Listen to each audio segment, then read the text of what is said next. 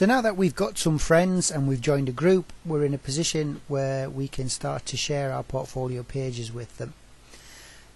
What we have in this particular video is a very short introduction to this feature in Mahara. It's worth noting that there are various opportunities when you're building pages to choose to share it. What I'm going to show you here is a mechanism that's appropriate for sharing any pages that you've already created with other people.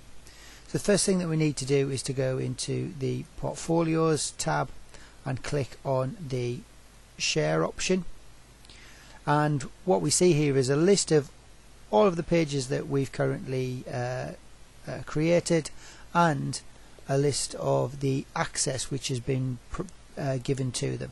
So this page here, Building Pages for example, has been shared with the Traffic Project group, and it's also been shared with the Mahara Pilot Project group.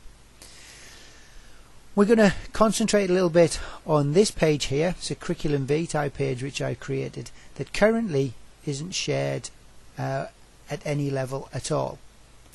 So we'll start by telling you a little bit about this option here, which is called the Secret URL. If I click on the Edit Secret URL option and then I choose to add a secret URL, what happens is that Mahara generates a URL for this particular page, which is constructed in an unusual way. This means it's unlikely to be discovered by search engines and anybody who's just browsing for things on the internet. It's designed really to take a copy of this and include it in an email and send it to a prospective employer, so that only that prospective employer would be able to see the content of your page. It's a nice little tool, and from what we've seen it works particularly well. So I'm going to close that down. I'm just going to delete that because that's not what we actually want to do with this page. It was just worthwhile showing you that this was a particular option. We'll click back onto the Share tab and we'll again have a look at the Curriculum Vitae, but this time we'll have a look at editing the general access options. So when we click into here, the first thing that you'll see on the Edit Access page is that the Curriculum Vitae page is ticked, so we're dealing with access for that particular page.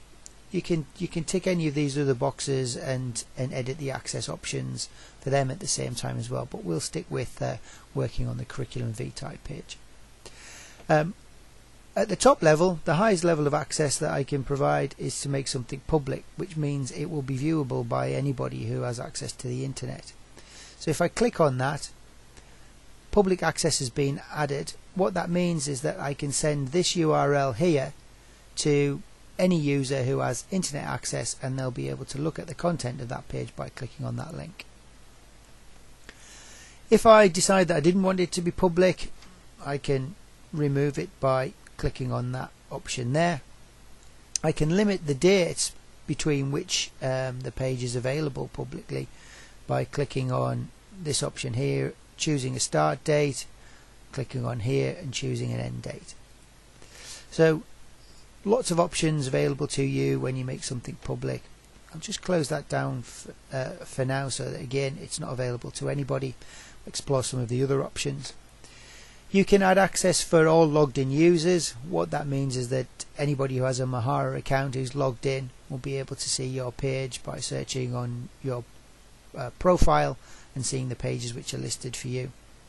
You can add access so that only people who are in Mahara as your friends can view it through your profile pages, and also at a range of different levels relating to groups are available to you. So you can add access to all groups. This would submit your page under your name to the groups that you're a member of, or you can add it to individual groups as well. So we have quite a sort of a detailed hierarchy of access that we can make the page available at. If I chose that to make it available to one individual, the way that I would do that would be to click on this option here and to search for a specific user. So let's say, for example, I wanted to share this with one of the dummy students that we've looked at earlier. Type that in and I can add access to any of the individuals that appear in the list, and that would mean that only that one individual would be able to see this particular page through their Mahara account. So in short, what we have is a sort of a quite significant hierarchy in terms of the levels of access that we can provide for the content that we've created within Mahara.